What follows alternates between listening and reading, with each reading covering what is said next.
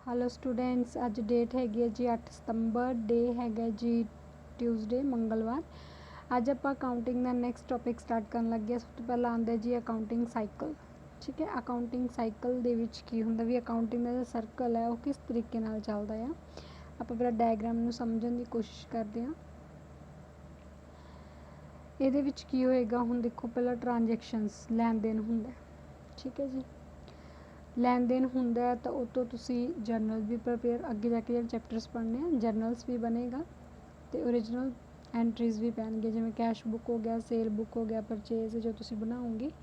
सबसिडरीज books होंदियां ने अलग अलग तरह दी। कैश बुक च कैश हुंदा है, सेल्स बुक च सारियां सेल्स होंदियां ने, परचेजेस बुक च परचेजेस हुंदा, sales return, purchase return, receivable, payable and general profit. ठीक है, जर्नल भी रेडी किया जाता है। इन्हों तो तैयार किया जाता लैजर, जर्नल तो भी लैजर तैयार होंदा है। ओरिजिनल एंड जी बुक्स बनावांगे उन्होंने तो भी लैजर्स तैयार रेडी किया जाता है। लैजर्स तो नैक्सट बनता जी ट्रायल बैलेंस। ट्रायल बैलेंस तो ट्रेडिंग अकाउंट बनेगा, ट्रेडिंग अकाउंट बाद प्रॉफिट एंड लॉस बनेगा, उस तो फिर बैलेंस शीट बनूगी। ठीक है, बैलेंस शीट तो फिर मतलब ये प्रोसैस जोड़ा लगा इस तरीके सर्कल साइकिल जोड़ा ये चलता ही रहा गा। तो ये एक तरह का की है अकाउंटिंग का साइकिल है। ठीक है जी, ये अगों ये थ्योरी हैगी है जी आ वाली। साइकिल दे विच की स्टैप आते हैं, देखो बैलेंस ऑफ अकाउंट जोड़े ने बैलेंस शीट तो जोड़े बचते हैं। ठीक है, उन्होंने जर्नल दे विच रिकॉर्ड किया जाता। ठीक है, जर्नल्स तो आपां फिर जर्नल्स तो लैजर्स बनाए जाते हैं। ठीक है, लैजर्स रेडी करन तो बाद फिर आपां उन्हां तो बनाने ट्रायल बैलेंस। ट्रायल बैलेंस तो की बनते हैं फाइनल अकाउंट्स, यानी कि trading and P&L account. Trading and P&L account बाद फिर बैलेंस शीट बनती है, बैलेंस शीट तो फिर जर्नल। मतलब की है ये प्रोसैस इस तरीके नाल ही चलता रहता है, तां करके इन्हूं एक साइकिल का नाम दिता गया है।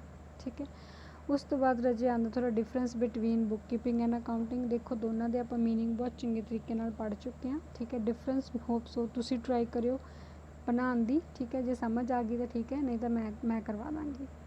ठीक है जी, अगला टॉपिक आंदा रजे branches. Branches of accounting. Branches दे विच आपां अलग अलग ब्रांचेस पढ़नियां ने, जिवें सब तो पहला फाइनैशियल अकाउंटिंग है। ठीक है, भी अकाउंटिंग्स जिहड़े ने किन्ने किन्ने तरह के हुंदे ने। सब तो पहला पढ़ांगे आपां फाइनैशियल अकाउंटिंग। देखो फाइनैशियल अकाउंटिंग वो मतलब बुक हुंदी है, फाइनैशियल बुक हुंदी है जिहदे विच असीं फाइनांस नाल रिलेटेड सारियां ट्रांजैक्शनस नूं रिकॉर्ड करना हुंदा है। ठीक है, यानी कि जिहड़ी तुहानूं business the final position financial position show करती है। ठीक है, उन्होंने की बोलते हैं फाइनैशियल अकाउंटिंग।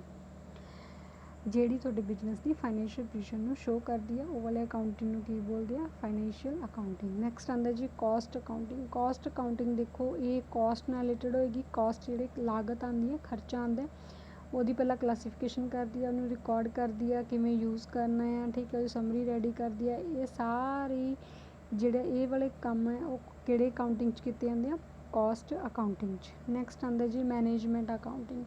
मैनेजमेंट अकाउंटिंग दे विच की हुंदा है, ये भी एक तरह का अकाउंटिंग है जिहड़ा दसदा है कि तुसी अपनियां पॉलिसीज़ नूं ਜਿਹੜੀਆਂ ਬਣਾਈਆਂ ਨੇ। ठीक है, ਜਾਂ ਤੁਸੀਂ डे टू डे ਜਿਹੜੇ ਕੰਮ ਕਰ ਰਹੇ ਹੋ ਉਹਨੂੰ ਕਿਸ ਤਰੀਕੇ ਨਾਲ ਮੈਨੇਜ ਕਰਨਾ ਹੈ, ਉਹ ਕਿਹੜੇ ਅਕਾਊਂਟ ਵਿੱਚ ਤੁਸੀਂ ਮੈਂਸ਼ਨ ਕਰਦੇ ਹੋ, ਮੈਨੇਜਮੈਂਟ ਅਕਾਊਂਟਿੰਗ ਦੇ ਵਿੱਚ। ठीक है, basically there are 3 branches of accounting. किहड़ी किहड़ी सीगी, फाइनैशियल, कॉस्ट ते मैनेजमेंट। ठीक है जी, उस तो बाद आंदा यूजर्स। यूजर्स यानी कि भी अकाउंटिंग नूं अकाउंट दी जिहड़ी इनफॉर्मेशन आऊगी उन्होंने कौन कौन यूज़ करते हैं। दो तरह के यूजर्स ने, इंटरनल एंड एक्सटर्नल। इंटरनल जिहड़े विदिन दी ऑर्गेनाइजेशन होणगे, जिहड़े काम कर रहे हैं अंदर इंपलॉइज, वर्कर्स, मैनेजर्स। ठीक है, उन्हां दी गल कीती है। ठीक है, उस तो बाद एक्सटर्नल जिहड़े आउटसाइड दी ऑर्गेनाइजेशन होणगे। हुण जिवें देखो इंटरनल दे विच की आएगा, हुण जिहड़ी साडी ऑर्गेनाइजेशन है 3 पार्ट्स च वंडी हुई हुंदी है, टॉप लैवल च, मिडल लैवल च ते लोअर लैवल च। ते तीनों लैवल्स नूं ही जरूरत होंदी है कि असी अकाउंटिंग दी इनफॉर्मेशन नूं चैक करिए। ठीक है जी, मैनेजमेंट नूं लोड़ होंदी है अकाउंटिंग इनफॉर्मेशन दी, क्योंकि उन्होंने की करना हुंदा है, पॉलिसीज़ तैयार करनियां होंदियां, स्ट्रैटजीज़ बनानियां होंदियां, प्लैनिंग करनी होंदी है, कंट्रोलिंग करनी होंदी है, बहुत सारे काम जिहड़े आ वो करने होंदे आ, जी वो तां ही होणगे जेकर उन्हां कोल पहले अकाउंटिंग दी इनफॉर्मेशन होएगी। ठीक है जी, देखो टॉप लैवल जिहड़ा आ उन्हें प्लैनिंग ते पॉलिसी मेकिंग करने वास्ते बनानी हुंदी है। मिडल लैवल ने प्लैनिंग ते कंट्रोलिंग नूं एग्जीक्यूट करना हुंदा है। नीचे जिहड़े लोअर लैवल ने उन्हां तो उस तरीके नाल काम करवाना हुंदा है। नैक्सट एक्सटर्नल यूजर्स आंदे ने जिन्हां नाल तां डायरैक्ट इंटरस्ट हुंदा है, एक इनडायरैक्ट हुंदा है। ठीक है, डायरैक्ट एंड इनडायरैक्ट दोनों पढ़ने ने। डायरैक्ट दे विच सब तो पहले क्रेडिटर्स आंदे ने, पढ़ ही चुके हां। क्रेडिटर्स कौन हुंदे ने? जिन्हां तो तुसीं पैसा लिया गा, मतलब जिन्हां दे पैसे तुसीं देने आ उन्होंने आपां क्रेडिटर्स बोलदे हां, है ना। ਤਾਂ ਉਹਨਾਂ ਨੇ ਤੁਹਾਡੀ ਇਨਫੋਰਮੇਸ਼ਨ ਤੋਂ ਚੈੱਕ ਕਰਨਾ ਹੁੰਦਾ ਕਿ ਵਾਕਈ ਜੇ ਮੈਂ ਇਹਨਾਂ ਨੂੰ ਕਰਜ਼ਾ ਦਿੱਤਾ ਜਾਂ ਇਹਨਾਂ ਨੂੰ ਉਧਾਰ ਦਿੱਤਾ ਗਾ ਕੁਛ, ਠੀਕ ਹੈ, ਅਤੇ ਉਹ ਮੈਨੂੰ ਪੇਮੈਂਟ ਜਿਹੜੀ ਉਹ ਟਾਈਮ 'ਤੇ ਆਉਂਦੀ ਰਹੇਗੀ, ਉਹਨੂੰ ਇਹ ਸ਼ੋਰਟੀ ਹੋ ਜਾਏਗੀ। ਇਨਵੈਸਟਰਸ ਕੌਣ ਹੁੰਦੇ ਨੇ? ਜਿਨ੍ਹਾਂ ਨੇ ਤੁਹਾਡਾ ਪੈਸਾ ਤੁਹਾਡੇ ਬਿਜ਼ਨਸ ਦੇ ਵਿੱਚ ਲਗਾਇਆ ਗਾ, ਠੀਕ ਹੈ। ਸ਼ੇਅਰ ਹੋਲਡਰਸ ਵੀ ਹੋ ਸਕਦੇ ਨੇ, ਓਨਰਸ ਵੀ ਹੋ ਸਕਦੇ ਨੇ, ਡਿਵੈਂਚਰ ਹੋਲਡਰ ਕੋਈ ਵੀ ਹੋ ਸਕਦਾ ਹੈਗਾ। ਇਹਨਾਂ ਨੂੰ ਵੀ ਬਦਲੇ 'ਚ ਪ੍ਰੋਫਿਟ ਵਿੱਚੋਂ ਵਿੱਚ ਹਿੱਸਾ ਮਿਲਣਾ ਹੁੰਦਾ, ਤਾਂ ਕਰਕੇ ਇਹਨਾਂ ਵਾਸਤੇ ਵੀ ਬਹੁਤ ਜ਼ਰੂਰੀ ਹੁੰਦਾ ਕਿ ਮੈਂ ਪਹਿਲਾਂ ਅਕਾਊਂਟਿੰਗ ਦੀ ਇਨਫੋਰਮੇਸ਼ਨ ਨੂੰ ਦੇਖੀ। ਨੈਕਸਟ ਆਉਂਦੇ ਜੀ ਇੰਪਲੋਇਜ਼ ਤੋਂ ਬਿਨਾਂ ਕੋਈ ਵੀ ਕੰਮ ਪੋਸੀਬਲ ਨਹੀਂ ਹੈਗਾ। ਇੰਪਲੋਇਜ਼ ਦੀ ਹਾਰਡ ਵਰਕਿੰਗ ਨਾਲ, ਉਹਨਾਂ ਦੀ ਮਦਦ ਨਾਲ ਹੀ ਆਪਾਂ ਪ੍ਰੋਫਿਟ ਅਰਨ ਕਰਦੇ ਹਾਂ। ਉਹਨਾਂ ਨੂੰ ਵੀ ਪੂਰਾ ਹੱਕ ਹੈਗਾ ਜਾਣਨ ਦਾ ਕਿ ਜੇ ਪ੍ਰੋਫਿਟ ਇਸ ਵਾਰ ਅਰਨ ਜ਼ਿਆਦਾ ਹੋਇਆ, ਸਾਨੂੰ ਸੈਲਰੀਜ਼ ਦੇ ਨਾਲ ਨਾਲ ਬੋਨਸ ਜਾਂ ਕੋਈ ਕਮਿਸ਼ਨ ਜੋ ਵੀ ਹੈ ਉਹ ਸਾਨੂੰ ਦਿੱਤਾ ਜਾਵੇ।